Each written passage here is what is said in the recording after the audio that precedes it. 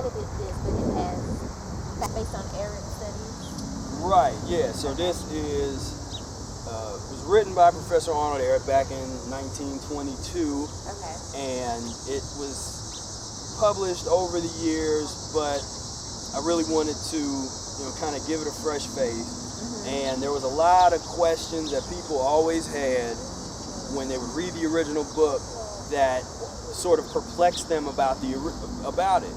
And so I said, well, let me answer all those questions in the margins. And so you have the original Arnold Ehret text, but then at the end of chapters, I add notes that clarify things that a lot of people didn't understand when they read the original book. Okay. And how long did he live as far as his, or how long did he practice the Mucusless diet? Was it just something that since he was young? Well, the way he learned about it was basically, he had been diagnosed with something called Bright's disease, inflammation in the kidneys, and they had basically said, well, you're going to die. And he was in such pain and agony, and none of the doctors had anything for him. So he ended up going and starting to study these natural cures and fruit diets and stuff, but he still didn't really find something that really worked. And so he just one day said, you know what, I'm just going to fast. I'm not going to eat anything. I'm basically going to try to kill myself, starve myself. But what happened was, instead of starving, he got better. And within 2 weeks, he was totally healed of this so-called incurable disease.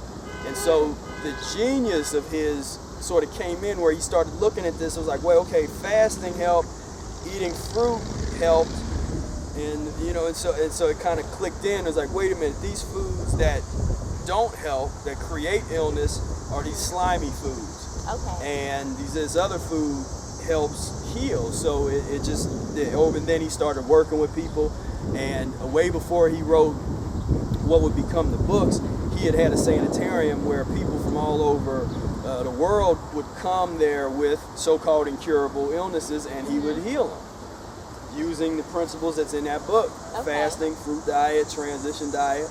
And so by the time he got to 1922, that's when he had already published a handful of things. And yeah, he would at that time he would do a lecture, and people would pay $100 to see him do a lecture, which today would be like $1,000. Right. And but so he really threatened the meat and dairy industries. A lot of people think that the way he died was kind of fishy because nobody saw it.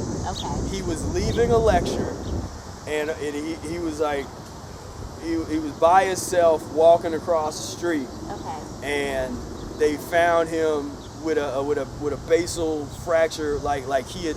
What they say happened was he tripped and fell on the back of his head. Something about that, something about that. Yeah, as he was leaving a lecture. Right. And so a lot of us think that he was taken out, because he threatened the meat and the dairy industries, and the whole medical industries and all that, to the point where they didn't want to mess, they didn't want to mess with him. So many people were following him. It was getting started, because he was really, if you've heard of any of the, so-called back to nature movements, whether you talk about the hippies in the 60s or the Rastafari movement or any of that, these back to nature movements. He was the quintessential protagonist of that entire thing, because the back to nature consciousness really started in Europe in the late 1800s, in Switzerland and Germany, and you started to see like nudist colonies and folks that wanted to get away from the cities and live a natural life. So you have would make their own little mud huts and just be living off the land. And so there was that growing consciousness, and he brought that to America. And he settled after World War I, or to try to get away from World War I, he came over and settled in Southern California, because that was considered the Eden of the West, because there was a lot of nice fruit trees and all that kind of agriculture stuff down there. So he got there, and he became this like cult figure, a lot of the young folks. And so you had a countercultural movement that was brought from Europe over to America and Southern California, and to this day it's still there, but a lot of people don't know its history. They don't realize, when I see stuff from the 60s and people talking about, like the hippies and all that kind of stuff, what I see is its legacy, but it took a wrong turn where people got away from the vegetarian principles, from the fruit eating and the exploration physiologically. Okay. And people got into, instead of fasting for a couple months to see, like, what does that do to my consciousness, people started taking LSD. Okay.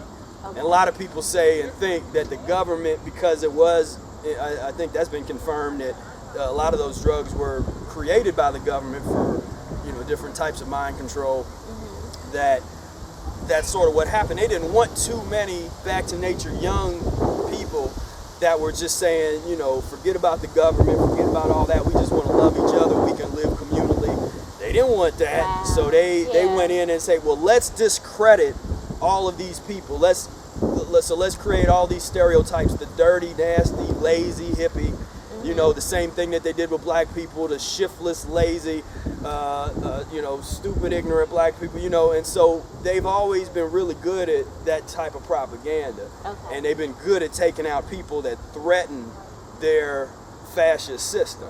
Right. And so you don't get someone that challenged that more than Eric.